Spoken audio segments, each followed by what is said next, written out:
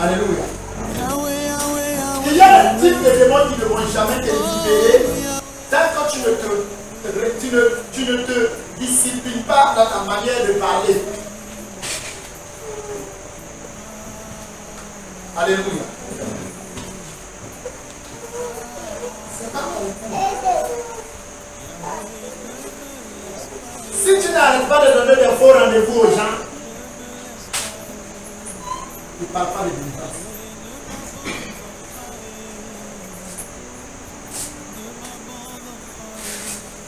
Gloire à Jésus. Sinon, c'était trop facile. Parce que les gens pensent que parce que le Seigneur Jésus nous a donné la puissance. Mais la puissance que Jésus nous a donnée respecte des principes. Est-ce que vous comprenez? La puissance que le Seigneur Jésus-Christ a donnée à l'Église respecte des principes. C'est pourquoi il y a certains principes que si comment on appelle? Si tu les enfreins, ta prière ne peut rien réparer.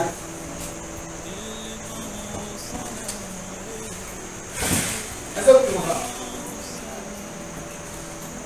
Hein? Il y a des lois que si tu enfreins, la prière ne peut rien faire. Sinon, l'Église allait dominer le monde entier. Parce qu'on prie. Mais on prie en désobéissant à certaines lois qui font que nos prières ne peuvent pas porter. Alléluia. Pourquoi les jeunes peuvent vivre aujourd'hui, même étant devenus chrétiens?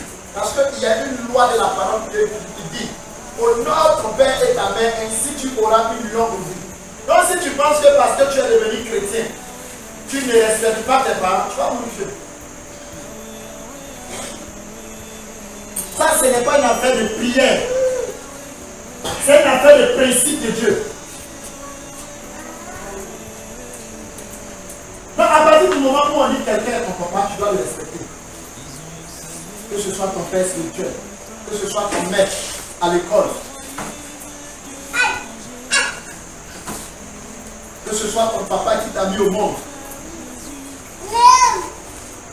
Si tu dis non, c'est un sorcier, attention.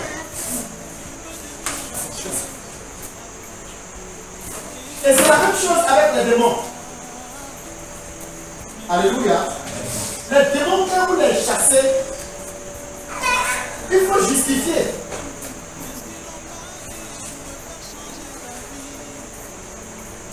Alléluia.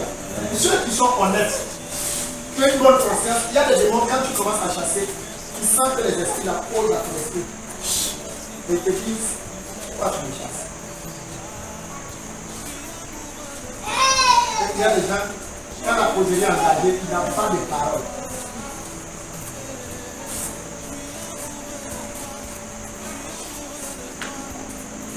Toi, tu es encore dans les copains copinage. On n'est pas la même chose. La parole de ton Dieu n'a pas dit que celui qui pratique le péché est du diable. Et la parole de Dieu dit que si Satan chasse Satan, c'est que son royaume est divisé. Or, mon royaume n'est pas divisé. Tu vas où?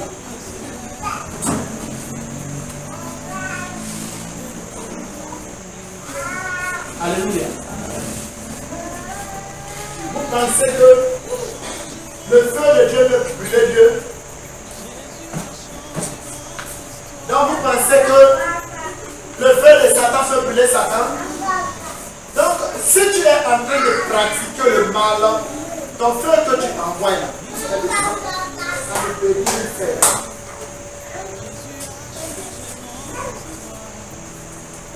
Il faut changer de camp.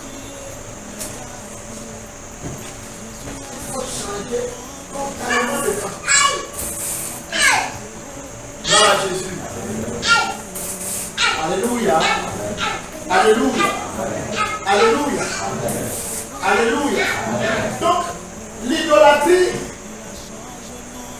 donne à Satan un droit légal pour régner sur la vie des gens. Quand tu as eu à pratiquer l'idolâtrie, ça te place automatiquement sous une malédiction de Dieu. Parce que c'est Dieu même qui a déclaré ça. Alléluia. Quand la Bible dit, dans le livre d'Exode 20, que tu ne te feras point d'image d'Aïe, tu ne te représenteras pas, voilà. Tu ne te feras point de représentation quelconque comme l'image des choses qui sont dans le ciel. Alléluia. Et il dit encore, je suis un Dieu jaloux qui punit l'iniquité des pères sur les enfants. Il dit l'iniquité des pères. Nous avons calmé l'enfant. Il dit, il punit l'iniquité de ton papa sur les enfants jusqu'à la 3e et jusqu'à la 4e génération. Or, nous tous, en tant que chrétiens, nous savons que la Bible dit que Dieu est un Dieu qui est fidèle à sa parole. Alléluia. Donc, l'idolâtrie de tes parents font que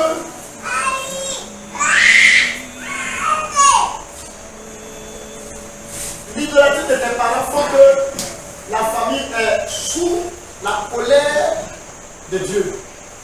Et à partir du moment où la famille est sous la colère de Dieu, les démons peuvent faire tout ce qu'ils veulent dans cette famille. Alléluia. C'est la malédiction que Dieu a prononcée là qui les rend forts. La malédiction, c'est quoi? La malédiction, c'est l'absence de Dieu. Or, là où Dieu n'est pas, qui est là? Alléluia. Et je vous ai déjà enseigné les choses. Comment briser une malédiction? La malédiction, pour briser une malédiction, il faut que tu sortes de la famille. C'est pourquoi Dieu a dit à Abraham, va-t'en de la maison de ton père, dans un pays que je vais te montrer. Et c'est là-bas que je vais te donner. On ne peut pas rester dans les liens. On ne peut pas rester dans le milieu et puis réclamer la bénédiction de Dieu. Ce n'est pas possible. Alléluia. Est-ce que tu comprends un peu?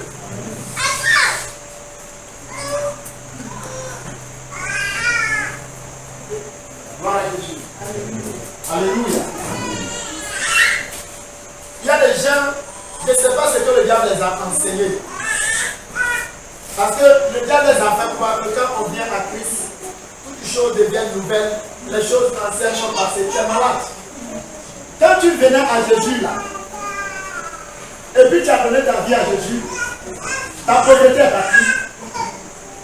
Ça veut dire qu'il y a des choses, le fait de donner sa vie à Jésus, ça ne règle pas. Il y a un combat à mener, il y a un travail à faire. Il n'a jamais vu quelqu'un qui a donné sa vie à Jésus, il était paralytique, il n'a jamais marché. Il a fallu que quelqu'un d'autre vienne maintenant prier pour lui pour que ses yeux s'ouvrent, il marche. Mais pourquoi le Dieu n'a donné sa vie à Jésus n'a pas marché? Parce que le salut n'a rien à voir avec tout ça. Alléluia. Le salut n'a rien à voir. C'est pourquoi tu peux voir des gens qui ont donné leur vie à Jésus, qui vivent bien, qui ont eu une bonne vie, qui sont engagés, mais qui vivent les mêmes malédictions que les membres de leur famille. Parce que le problème n'a jamais été parti. Et ceux qui comprennent que ce sont des chemins qui sont différents, quelqu'un peut se mettre à traiter les problèmes de famille sans se préoccuper de son salut. C'est pourquoi la Bible dit que cela fait selon ta foi. La mission, sur quoi tu te concentres? Alléluia. Et c'est ça que Dieu se concentre avec toi. Alléluia. Mais le Seigneur veut que nous prospérons à tout égard. Que nous expérimentons la délivrance et le salut dans tous les domaines. Que ce soit dans les affaires, que ce soit dans le service spirituel, à tous les niveaux, dans la santé. Alléluia. À tous les niveaux.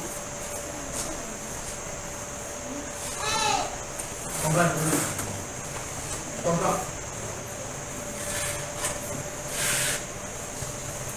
comprenez un peu?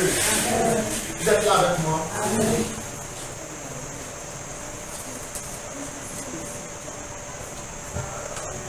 Tu peux donner ta vie à Jésus.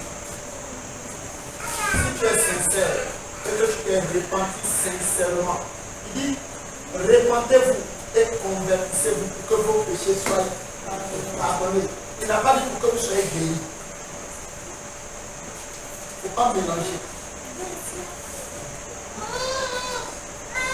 Alléluia. Quand tu te répands et que tu te convertis, Dieu pardonne tes péchés. Il dit, cherchez premièrement le royaume des cieux et sa justice. Et tout le reste, Dieu va s'en charger. Et le même Dieu, il dit, quand tu te lèves, il faut lui demander chaque jour notre pain quotidien. Alléluia. Donc quand il va s'en charger là, c'est à toi de traiter avec lui. Il dit même avant que tu ouvres la bouche pour lui demander, il sait. Mais pourquoi il dit de demander ton pain? Comment Dieu peut oublier que non, il ne m'a pas servi aujourd'hui? Mais il dit que lui l'a connu. Alléluia. Donc si tu as des fibromes, que tu donnes ta vie à Jésus, ça ne va pas détruire les fibromes dans la foi. Ça ne veut pas dire que si tu meurs, tu ne vas pas aller au ciel. Alléluia.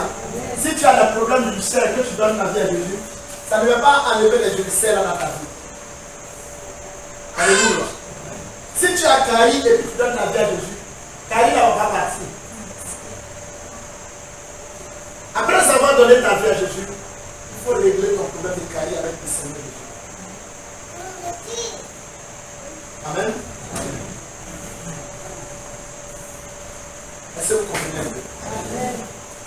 Vous comprenez l'Église de Dieu? C'est pourquoi quelqu'un peut donner sa vie à Jésus et puis continuer toujours à être influencé par les démons.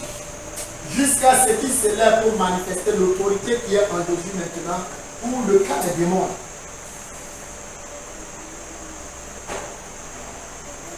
Amen. Amen.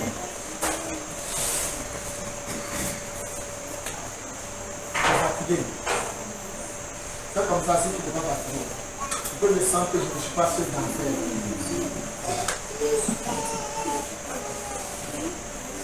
Gloire à Jésus. On ne prend pas les choses saintes pour donner aux chiens. La délivrance ne concerne pas les chiens. C'est-à-dire ceux qui refoulent à leur voiture. C'est-à-dire ceux qui ne connaissent pas la valeur de ce que Dieu donne. Alléluia. Quand on parle de la délivrance, on parle de ceux qui ont changé de camp et qui sont venus. Ils étaient au dehors, où le diable contrôlait. Ils sont entrés maintenant dans la présence. On les délivre, on les libère. Pour qu'ils maintenant ils puissent s'épanouir dans le Seigneur Jésus.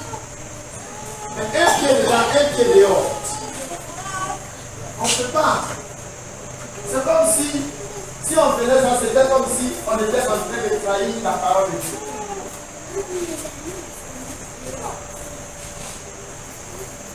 Alléluia. Quand tu lis la Bible, dans le livre de Matthieu 23 ou Matthieu 24, où il parle de la parabole des noces. Un monsieur qui a organisé une grande fête. Il a invité des gens à cette fête. Ils ont refusé de venir. Il a envoyé les apôtres pour aller évangéliser. Ils ont refusé de venir. Il a envoyé les prophètes. Ils ont refusé de venir. Il a envoyé les docteurs. Ils ont refusé de venir. Il dit bon d'accord. Maintenant, ceux que j'ai choisis pour venir à cette fête ont refusé de venir. Donc allez-y maintenant dans les rues. À Bonico, à Bouna, au Sénégal, au Tchad. C'est parce que les enfants d'Israël ont rejeté Christ que Dieu nous a fait appel pour que nous on vienne profiter de cette grâce. Est-ce que vous comprenez un peu? Hein? Donc il dit maintenant, allez partout le monde et prêcher la bonne nouvelle à toute la création. Celui qui croira et qui sera baptisé sera sauvé. Il dit celui qui croira. C'est-à-dire quand on croit, on se conforme à ce que Dieu a dit. Quand tu dis tu crois et que tu ne te conformes pas à ce que Dieu a dit, c'est comme si tu manifestais la foi des démons. Parce que la Bible dit dans le livre de Jacques que les démons croient. Mais les démons ne se convertissent jamais. Ils ne changent pas. Alléluia. Alléluia. Et quand ils sont allés dans les rues, dans les carrefours, ils ils ont appelé les gens et les gens sont venus. Et la Bible dit, la salle était pleine. Et les gens avaient porté des habits de noces. Mais le maître de la cérémonie, il est rentré, il a trouvé la salle était pleine. Il a vu un gars dans la salle. Regardez, nous on prie Dieu pour que les gens viennent. Dieu merci, ils sont venus. Il y a un qui n'a pas porté des habits de noces. Il dit, mon ami, comment es-tu entré ici? Avec Dieu, il ne faut pas pour entrer au ciel. Il faut te conformer à la parole de Dieu. Il dit, mon ami, comment est-ce que tu es entré? C'est-à-dire, ce qui a préoccupé le maître de cette, c'est comment est-ce que tu es entré. Il dit, entrez par la porte étroite. Car large et spacieuse, le chemin qui mène à la perdition. Quand quelqu'un est entré par la porte étroite, tellement qu'il dit étroit et resserré est le chemin qui mène à la vie. Tellement c'est resserré. Il y a des habits que si tu as sur toi et que tu ne prends pas emprunter cette porte-là, tu vas laisser ça dehors. Il y a des bagages que si tu as sur toi et que tu ne prends pas emprunter cette porte étroite-là, ça va rester dehors. Est-ce que tu ne peux pas défoncer ton temps?